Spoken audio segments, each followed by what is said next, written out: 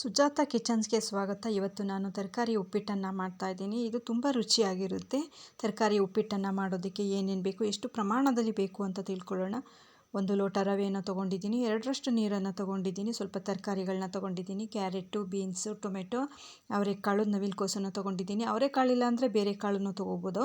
ಈರುಳ್ಳಿ 1 spoon chilli powder, 1/4 spoon ಅರಿಶಿನ ಪುಡಿಯನ್ನು ತೊಗೊಂಡಿದ್ದೀನಿ. ಕೊತ್ತಂಬರಿ ಸೊಪ್ಪು, ಕಾಯಿ ತುರಿ, ಅರ್ಧ ಇಂಚು ಶುಂಠಿ, 4 ಎಸಳು ಬೆಳ್ಳುಳ್ಳಿನ ತೊಗೊಂಡು ಒಂದು ಜಾರಿಗೆ ಹಾಕ್ಕೊಂಡು ತರಿಯಾಗಿ ರುಬ್ಬಿ ಇಟ್ಕೊಳ್ತಾ ಇದ್ದೀನಿ. ಹಾಗೆ ಒಂದು ಕುಕ್ಕರನ್ನು ತೊಗೊಂಡು ಅದಕ್ಕೆ ಸಣ್ಣದಾಗಿ ಹೆಚ್ಚಿರುವಂಥ ತರಕಾರಿಗಳನ್ನ ಸೇರಿಸ್ಕೊಳ್ತಾ ಇದ್ದೀನಿ. ಕ್ಯಾರೆಟು, ಬೀನ್ಸು, ಅವರೆಕಾಳು, ನವಿಲುಕೋಸು ತರಕಾರಿಗಳಿಗೆ ಸ್ವಲ್ಪ ಉಪ್ಪನ್ನು ಸೇರಿಸ್ಕೊಂಡು 1 ಲೋಟ ನೀರನ್ನು ಸೇರಿಸ್ಕೊಂಡು 2 ವಿಷಲು ಬೇಯಿಸ್ಕೊಳ್ತಾ ಇದ್ದೀನಿ. ಉಪ್ಪನ್ನು ಸೇರಿಸೋದ್ರಿಂದ ತರಕಾರಿ ರುಚಿಯಾಗಿ ಇರುತ್ತೆ. ಹಾಗೆ ಒಂದು ಬಾಣಲೆಯನ್ನು ತೊಗೊಂಡಿದ್ದೀನಿ. ರವೆಯನ್ನು ಹಾಕ್ಕೊಂಡು ರವೆ ಹಸಿ ವಾಸನೆ ಹೋಗೋ ತನಕ ಹುರ್ಕೋಬೇಕಾಗುತ್ತೆ. ರವೆಯನ್ನು ಚೆನ್ನಾಗಿ ಹುರ್ಕೊಂಡ್ಮೇಲೆ ಮತ್ತೊಂದು ಬಾಣಲೆಯನ್ನು ತೊಗೊಂಡಿದ್ದೀನಿ. ಅದಕ್ಕೆ 1 ಟೇಬಲ್ ಸ್ಪೂನಷ್ಟು ಎಣ್ಣೆಯನ್ನು ಹಾಕ್ಕೊಳ್ತಾ ಇದ್ದೀನಿ. ಆ ಎಣ್ಣೆ ಬಿಸಿ ಆಗೋದಕ್ಕೆ ಬಿಡ್ತಾ ಇದ್ದೀನಿ. ಎಣ್ಣೆ ಬಿಸಿ ಆದಮೇಲೆ ಸಣ್ಣದಾಗಿ ಹೆಚ್ಚಿರುವಂಥ ಈರುಳ್ಳಿ, ಟೊಮೆಟೊ, 1 ಹಸಿಮೆಣಸಿನ್ಕಾಯಿ, ಸ್ವಲ್ಪ ಕರಿಬೇವನ್ನು ಸೇರಿಸ್ಕೊಂಡು ಟೊಮೆಟೊ ಮೆತ್ತಗಾಗೋವರೆಗೆ ಬೇಯಿಸ್ಕೊಳ್ತಾ ಇದ್ದೀನಿ.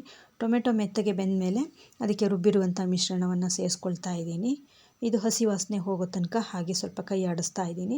ಇದು ಹಸಿ ವಾಸನೆ ಹೋದ್ಮೇಲೆ ಬೇಯಿಸಿರುವಂಥ ತರಕಾರಿಯನ್ನು ಸೇರಿಸ್ಕೊಳ್ತಾ ಇದ್ದೀನಿ. ತರಕಾರಿ ನೀರು ಸಮೇತ ಸೇರಿಸ್ಕೋಬೇಕಾಗುತ್ತೆ. ನಂತರ ಇದಕ್ಕೆ ಚಿಲ್ಲಿ ಪೌಡರ್ ಮತ್ತು ಹಳದಿ ಪೌಡ್ರನ್ನು ಸೇರಿಸ್ಕೊಳ್ತಾ ಇದ್ದೀನಿ. ಮತ್ತು 1 ಲೋಟ ನೀರನ್ನು ಸೇರಿಸ್ಕೊಳ್ತಾ ಇದ್ದೀನಿ. 1 ಲೋಟ ನೀರನ್ನು ತರಕಾರಿಗೆ ಹಾಕಿದ್ದೆ, ಇನ್ನೊಂದು ಲೋಟ ಇವಾಗ ಸೇರಿಸ್ಕೊಳ್ತಾ ಇದ್ದೀನಿ. ರುಚಿಗೆ ತಕ್ಕಷ್ಟು ಉಪ್ಪನ್ನು ಸೇರಿಸ್ಕೊಳ್ತಾ ಇದ್ದೀನಿ. ಇದನ್ನು ಚೆನ್ನಾಗಿ ಕೈ ಆಡಿಸಿ ಕುದಿಯೋದಕ್ಕೆ ಬಿಡಬೇಕಾಗುತ್ತೆ. ಈಗ ಚೆನ್ನಾಗಿ ಕುದೀತಾ ಇದೆ.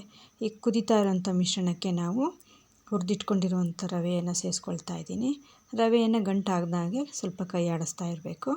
ರವೆ ಚೆನ್ನಾಗಿ ಮಿಶ್ರಣವನ್ನು ಮಿಕ್ಸ್ ಮಾಡಿದ ಮೇಲೆ ಒಂದು ಮುಚ್ಚನ್ನು ಮುಚ್ಚಿ 5 ನಿಮಿಷ ಸಣ್ಣ ಉರಿನಲ್ಲಿ ಬೇಯೋದಕ್ಕೆ ಬಿಡಬೇಕಾಗುತ್ತೆ. ಇದು ಚೆನ್ನಾಗಿ ಬೆಂದ ಮೇಲೆ ಚೆನ್ನಾಗಿ ಮಿಕ್ಸ್ ಮಾಡ್ಕೊಳ್ಳೋಣ.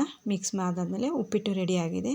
ಈಗ ಈ ಉಪ್ಪಿಟ್ಟನ್ನು ನಾವು ಮೊಸರು ಗೊಜ್ಜು ಜೊತೆ ತಿಂತಾಯಿದ್ರೆ ತುಂಬ ರುಚಿಯಾಗಿರುತ್ತೆ. ಉಪ್ಪಿಟ್ಟು ಬೇಡ ಅಂತ ಹೇಳೋರು ಸಹಿತ ಇಷ್ಟಪಟ್ಟು ಈ ರೀತಿ ಮಾಡಿಕೊಟ್ರೆ ತಿಂತಾರೆ.